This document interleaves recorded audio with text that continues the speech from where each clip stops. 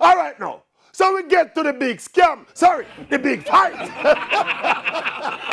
Between former boxing greats Mike Tyson and Roy Jones Jr. Make we admit it. Them scam we. I mean, we all begged for it.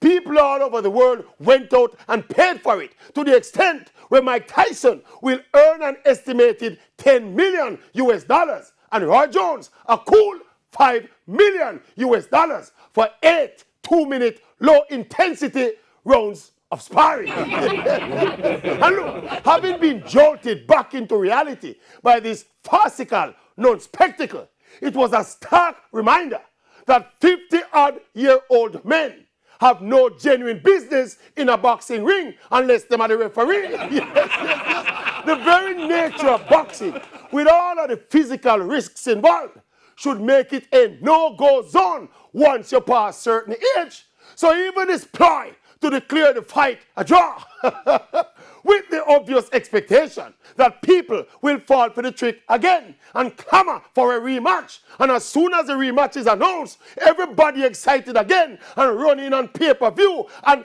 the rematch will sell off again, and then the rematch will be declared a draw, and then announce the trilogy, and people will run in again and be excited again.